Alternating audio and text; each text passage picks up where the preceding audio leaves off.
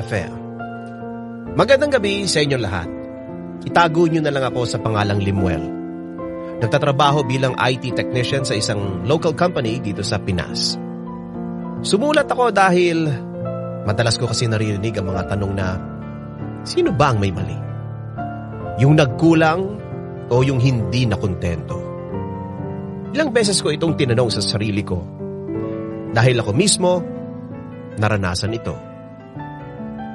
Alam ko iba sa inyo makaka-relate rin sa nangyari sa akin. Sa totoo lang, alam naman natin talaga ang tamang sagot eh. Nakilala ko si Shani sa dati kong pinagtatrabahuan. Sa totoo lang, siya ang ideal girl ko. Lahat ng gusto ko sa isang babae, nasa kanya na. Kaya nga nung nalaman ko na may gusto rin siya sa akin, hindi na ako nagdalawang isip na pakawalan pa siya.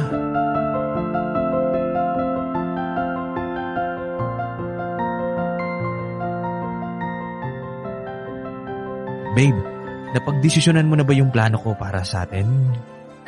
Naisip-isip ko naman na pero syempre, hindi naman natin pwedeng gawin agad-agad yun, di ba? Baka kasi mahirapan lang tayo. Naiintindihan ko naman. Saka kapag bumukod na tayo, magkakaroon tayo ng pagsubok sa buhay natin. Pero di ba, couple naman tayo. Partner. Kaya alam ko kaya nating dalawa to. Ay, may isa pa kasi akong iniisip eh. Si tatay. Kung ayos na ba sa kanya? Syempre, magulang ko pa rin naman siya. Oo, nasa tamang edad naman na ako, pero 'di ba? Ibang buhay na kapag nakabukod na tayong dalawa eh. Malalaki na rin naman yung mga kapatid mo eh. Saka hindi naman mawawala yung responsibilidad mo sa kanila bilang kapatid at saka anak. Alam ko naman 'yon. Natatakot lang din ako syempre sa mga sasabihin o isipin ni tatay, lalo na bago pa lang tayo. Mabilis man ang mga pangyayari pero ang mahalaga, nagkakaunawaan tayo sa mga ganitong klaseng bagay. Saka, dito rin naman pupunta yung relasyon natin eh. Bakit pa natin kailangan patagalin? Ay. Wag ka na mag-isip ng kung ano-ano dyan. Nag-overthink ka na naman eh. Sa totoo lang, parang natatakot din ako eh. Baka kasi hindi pa ako handa. Hindi pa naman ako stable financially.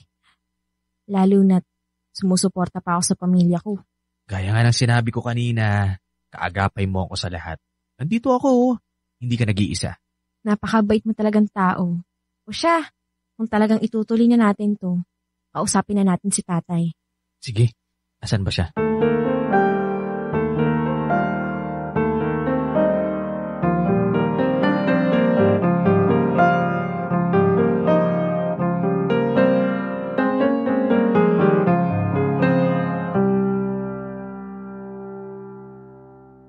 Mabuti naman at nakauwi na kayo. Magandang hapon po. O tay, saan po kayo galing? Dyan lang sa kanto, nakipagkwentuhan kay kumpare. Ikaw Lemuel, kumusta ka? Okay lang po ako, tito. Kayo po, kumusta? Okay naman ako. Teka nga, kumain na ba kayo? Opo. Kakatapos lang namin kumain. Maghuhugas na nga po sana kami ng pinggan eh. Ay tay, pinalitan ko na po pala yung sabon na ginagamit natin ha. Ito na po yung pinalit ko. Sabi kasi rito, bawat pahid, linis solid, smart dishwashing. Mabuti naman kung ganon at nagpalit ka na. Medyo hindi kasi maganda yung dati nating sabon eh. Tito, kaya na po kayo. Marami po kaming pagkain na inuwi para sa inyo. Nako, mamaya na. Busog na busog pa ako eh. Salamat sa uwi ha. Tay, may sasabihin po sana kami sa'yo. Ano yun? Buntis ka? Nako, sinasabi ko na nga ba eh. Darating ang araw na to. Hindi po tay, hindi po yun. Ano? Ano sasabihin nyo agad sa akin at huwag nyo akong paikot-ikutin? Uy, ikaw na nga magsabi. Sa totoo lang po, ako po yun talaga yung nagdesisyon. Napag-isip-isip na po kasi namin na bumukod na po kami sana ni Shani. Yun lang ba? Kala ko kung ano na eh. Hindi ko naman kayo masisisi dahil may edad na kayo. Panahon na rin siguro na magkaroon ako ng apo. Tay naman, Hindi pa po kami mag-aanak. Bubukod lang po kami. Opo, Tito. Marami pa po kaming plano ni Shani. Parang ganun na rin yun. Parang mag-asawa na rin kayo niyan eh. Pero, ito lang ang masasabi ko sa inyo. Hindi biro na bumukod. Lalo na sa panahon na ito. May mga oras na hindi kayo magkakasundo. Dapat alam nyong dalawa kung paano nyo re-resolbahin ang mga problema. Ang gusto ko lang sana, kahit anong pagsubok na tahakin nyo, sana walang susuko sa inyong dalawa kahit gaano pa kahirap ang sitwasyon. Alam ko po, Tito, na mahirap din para sa inyo dahil si Shani lang po talagang tumutulong sa inyo. Pero Tito, huwag po kayong mag-alala. Aalagaan ko po ng maayos si Shani gaya po ng pag-aalaga nyo sa kanya. Malaki ang tiwala ko sa inyo, Lemuel. Noong unang kita ko pa lang sa iyo, alam kong mabait kang tao. Bibisita pa rin naman ako sa inyo, Tay. Hindi po ako mawawala ng oras sa inyo. Ayos lang ako rito. Nandito rin naman ang mga kapatid mo. Ang isipin mo, yung mabubuo ninyong pamilya ni Lemuel. Basta, panatag ako sa inyong dalawa.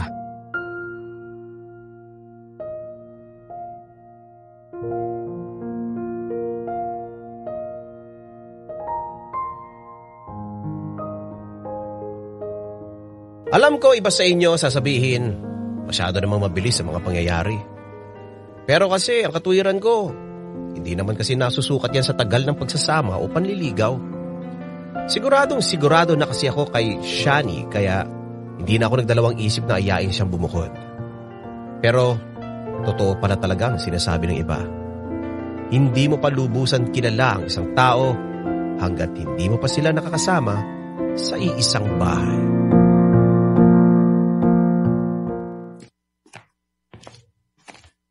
Lemuel, tama na yan. Akala mo naman may 3 pamilya kang binubuhay. Ay, naku boss.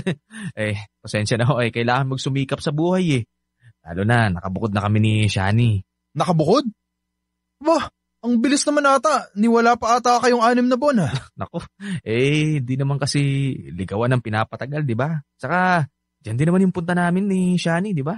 Lemuel, bata ka pa. Nasasabi mo lang yan dahil hindi mo pa alam ang hirap ng buhay. Pero, nasa sayo naman yan eh. O siya, tama na yan. Bukas mo na yan ituloy.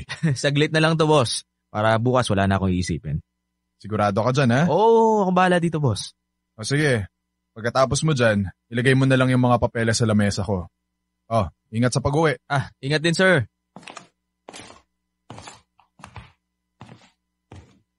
Salamat.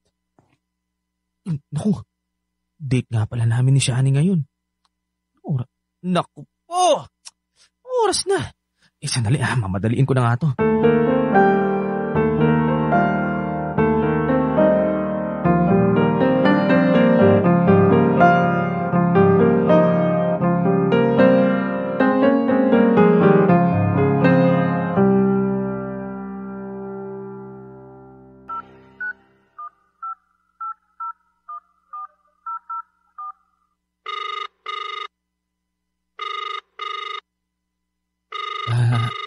Please, Shani, sagutin mo. Hello? Ay, salamat. Buti sinagot mo. Bala ko nga sana na hindi ka nasagutin eh. Nasaan ka na? Papunta na ako dyan. Pasensya na talaga. Huwag ka na pumunta. Ito naman, huwag ka na magtampo. Malapit na ako dyan. Huwag ka na nga pumunta. Bakit? Umalis na ako dyan kanina pa. Halos 3 oras mo akong pinaghintay. Pasensya na talaga. Hayaan mo na, babawi na lang ako sa'yo. Huwag na. Malagi naman ganyan sinasabi mo. Sige, ganito na lang. Uuwian na lang kita. Anong gusto mong pagkain? Huwag na nga. Okay na ako. Kumain na rin ako. Ikaw na lang kung gusto mo. At ka rin kumain sa office. Total, parang dyan pa na rin naman nakatira. Shani naman.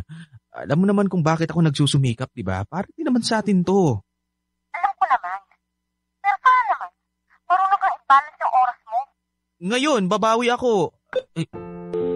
Diyos ko naman.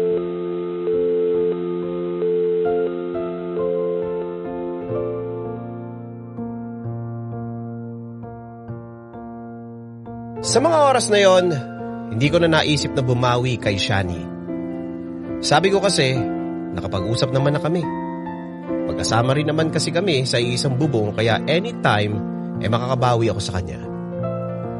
Aminado naman ako na simula nung may nangyari kay Lola, nawalan ako ng oras sa kanya. Akala ko naiintindihan niya yon. Akala ko naiintindihan niya ang sitwasyon ko. Pero hindi pala.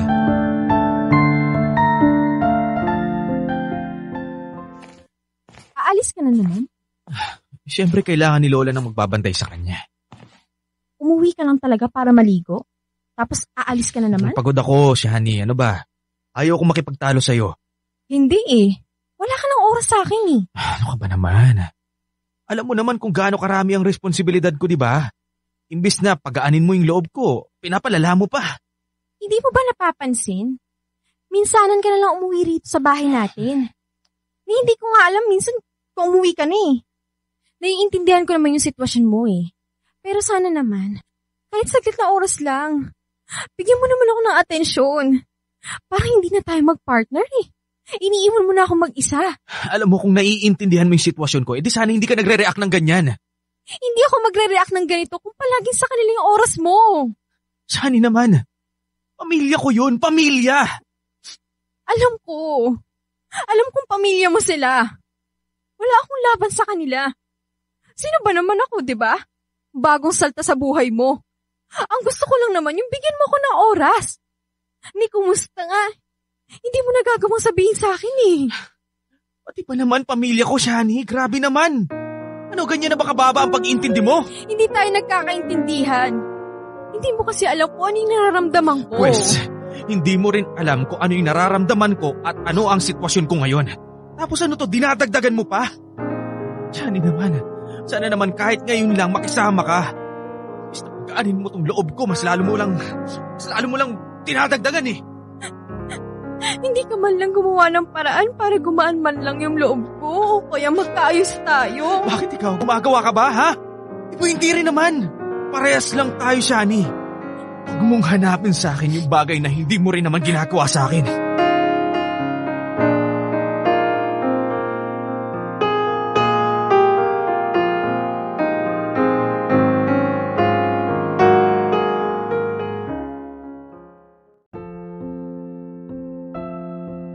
Kung kayo ba ang tatanungin ko, mararamdaman nyo rin ba ang nararamdaman ni Shani? Ikukumpara nyo ba ang sarili nyo sa pamilya ng partner nyo? Sa totoo lang, nakakaramdam din naman ako ng guilt at pagsisisi dahil hindi ko na naibibigay ang dati kong oras at atensyon sa kanya. Pero dapat bang ikumpara ang sarili niya sa pamilya ko? Mali ba ako? O normal lang na makaramdam ng inis dahil sa hindi niya pag-intindi sa sitwasyon ko?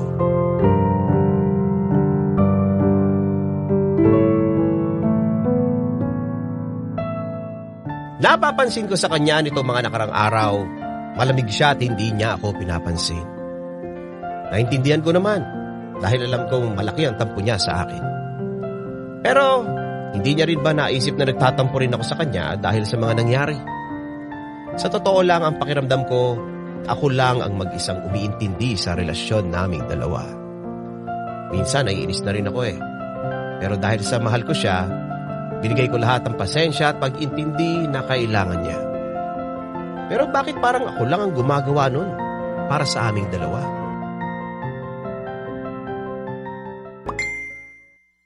Babe. Babe, uy, sobrang busy ah. Ano? Kanina pa kita tinatawag. Aba, napaka-busy mo naman. Sino ba kausap mo? Wala. Pero kanina ka pa pindot ng pindot dyan. Bakit ba? Bawal na ba ako mag-cellphone ngayon? Yayayain sana kitang kumain sa labas. Wow! Himala ah. May time. Shani naman, ano ba? Gusto ko lang naman bumawi eh. Ayoko lumabas. Tinatamad ako. O sige, ganito na lang. Mag-order na lang tayo ng pagkain. Anong gusto mo? Sisig pansit, lumpia, toasted siopaw, pizza. Ano pa ba gusto mo? Wala naman. Busog pa ako. Kakakain ko lang eh. Sige. Bukas, saan mo gustong pumunta? Ayaw ko nga lumabas ng bahay. Shani naman, gusto ko lang naman lumabas tayo. Ang tagal na rin naman simula nung huling date natin eh. Bakit ka ba nandito? Di ba kailangan ka nila ron? Baka hinahanap ka na nila. Apa naman yan, Shani? Ano ba? Bakit? Totoo naman eh. Akala ko ba naiintindihan mo yung sitwasyon ko? Bakit? Ayan na naman yung issue mo sa akin. Ano naman to? Kaya nga, naiintindihan nga kita. Kaya nga nagtataka ako ngayon bakit nandito ka eh. Simple lang. Gusto kong makipag-ayos. Gusto kong maging okay tayo. Tapos ano to, ganyan ka na naman. Kung gusto mo na maging maayos tayo, dapat doon pa. Ilang buwan na yung nakalipas, Limuel. Pero wala ka namang ginawang paraan para magkaayos tayo, di ba? Kaya nga ginagawa ko na ngayon. Ano ba? Ngayon lang? Kung kailan napakaraming damage na ang nangyari sa akin. Alam mo, hindi naman tayo magkakaganito kung nilalawakan mo lang sana yung pag-intindi mo. So, kasalanan ko na naman ngayon. Ako na naman. Hindi ko akalain na aabot kami ni Shani sa ganitong sitwasyon. Matadaan naman sana ito sa isang maayos na usapan. Pero, iba ang ginawa niya. Kumuha siya ng atensyon at kalinga sa iba. Madalas niyang sinasabi na iniwan ko raw siya pero hindi niya alam. Siya mismo ang gumawa noon. Sa mga oras na mabigat ang iniisip at nararamdaman ko, wala siya sa tabi ko. Imbis na samahan niya ako, nadagdagan niya pa ang sama ng loob ko. Oo, alam ko naman na may mali ako eh. Alam kong nagkulang ako. Pero bakit kailangan dumating sa ganitong klaseng sitwasyon? Ako pa rin ba ang may kasalanan dito?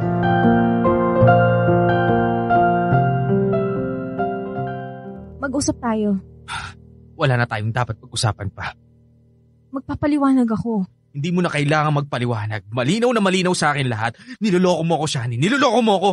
Mali ka ng pagkaintindi sa nakita mo, Limuel. Walang ibig sabihin yun. Alam mo, hindi ako pinanganak kahapon, Shani. Hindi ako tanga. Kitang-kita ng dalawang mga mata ko na hinalikan ka ng lalaking yon. Bakit? Porkit nandyan siya? Noong mga panahong wala ako, naghanap ka na ng iba, ganun ba? Oo. Siya lang nasandalan ko ng mga panahon na wala ka. Iniwan mo akong mag-isa. Pero alam ko nagkamali ako, Limuel. Please. Ang babaw mo naman, Shani. Nagawa mo akong lokohin dahil sa wala akong oras sa'yo. Dahil inalagaan ko ang lola kong may sakit at kailangan ako sa bahay namin. Nasira utak mo. Hindi mo kasi ako naiintindihan. Ako ba? Naiintindihan mo, ha? Naisip mo lang ba kung gaano kahirap yung sitwasyon ko? Hindi! Kasi puro sarili mo lang ang iniisip mo. Sana man lang ng babae na lang ako para patas tayo. Pero hindi. Nagpakahirap ako magtrabaho at magkandahirap-hirap sa bahay namin. Alam mo ba yung hirap at sakit na nakikita ko naghihingalo yung taong nagpalaki sa'yo? Hindi mo alam yun. Hindi mo alam yun. Tapos ano, ganyan pa yung gagawin mo sa akin? Nawalan ka ng oras sa akin. Ano mo, napaka-selfish mo naman. Sariling kaligayahan mo lang iniisip mo. Alam mo, nagkamali nga talaga ako ng babaeng pinili. Masyado ako nagpadalos-dalos ng desisyon ko sa'yo. Naiintindihan ko naman yung sitwasyon mo eh. Pero sana naman binalance mo. Pero hindi eh. Pinabayaan mo akong mag-isa. Iniwan mo akong mag-isa. Nandito pa ako, Limuel, oh. Pero parang wala ka na nakikita. Parang wala lang ako sa'yo. Kasalanan ko pa ngayon, ha? Kasalanan ko pa ngayon. Hindi ko kasalanan kung ganyan kababaw ang pag-intindi mo.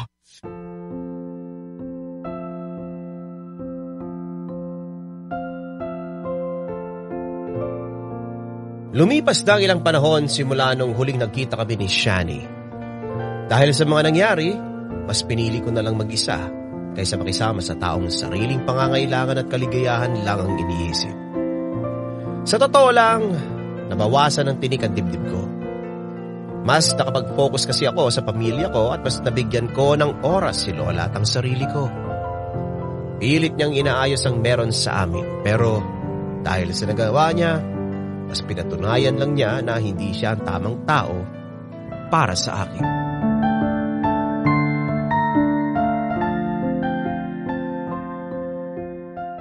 Jane, ikaw na muna maglaba. Ako na munang magbabantay kay Lola. Nasan ba yung sabon, kuya? Nandun sa taas ng washing machine. Nagpalit ako ng sabon pala ha. Yung Pride detergent kasi sabi ron, di lang puti, kisla puti pa. Sige po, kuya. Ay, teka kuya, nga pala. Hinahanap ko nung babae sa labas. Pinapasok ko na kaya nasa sala siya ngayon. Ha? Sino? Nako, basta lumabas ka na lang. Puntahan mo na dun ha. Ako na muna rito.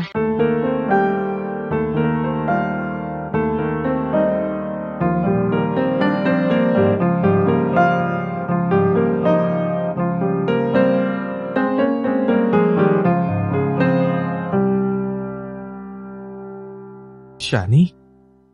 Limuel, Anong ginagawa mo rito? mag-usap naman tayo. Wala na tayong dapat pag-usapan pa, Shani. Tama na yung huling beses na nagkita at nagkausap tayo. Please, Limuel naman. Bigyan mo naman ako ng isa pang pagkakataon. Gagawin ko ang lahat. Please, babawi ako sa'yo. Tama na. Tama na yung isang beses na pagkakataon na tinanggap kita sa buhay ko. Sinira mo yung tiwala ko eh. Kaya kahit kailan, hindi na mababalik yun. Ano ba pang gusto mong gawin ko? Kailangan ko pa bang lumuhod? Kailangan ko pa bang magmakaawa? Ano ba? Wala kang dapat gawin. Huwag ka mag-alala.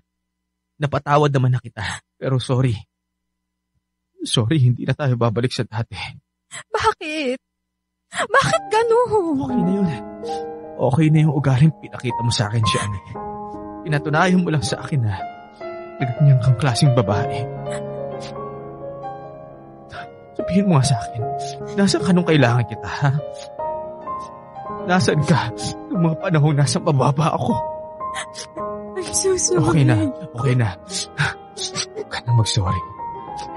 Pero sige, sorry din. Pasensya na, hanggang dito na lang talaga tayo. Masaya ako nakilala kita, Shani. Dahil dito, mas natuto ako.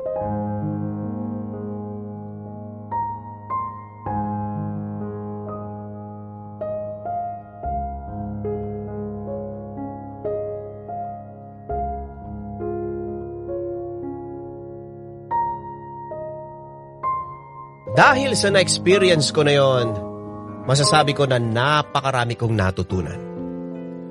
Unang-una na yung wag madaliin ang mga bagay-bagay. Masyado kasi ako nagpadalos-dalos sa mga nangyari. Ang masakit pa, ako lang pala sa aming dalawa ang siguradong-sigurado na sa relasyon namin. Importante na isipin muna natin ang mga desisyon natin sa buhay at piliin ang taong kakasamahin natin. Maraming salamat mga idol. Lubos na gumagalang. Limuel.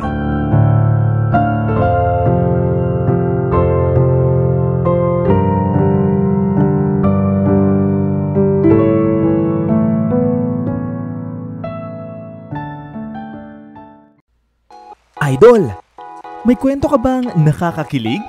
O di kaya naman may kurot sa puso? Pampagood vibes. O baka naman gusto mo lang makapagbigay ng inspirasyon? Halika! Pwedeng-pwede kang magpadala ng kwento ng buhay mo sa amin. Magpadala lang ng sulat sa email dearifmstories@gmail.com o di kaya naman mag-PM sa official Facebook page namin. Hanapin lang ang Dear IFM at kami nang bahala sa'yo. Malay mo, kwento mo na pala ang susunod na mapapakinggan. Ano pang hinihintay mo?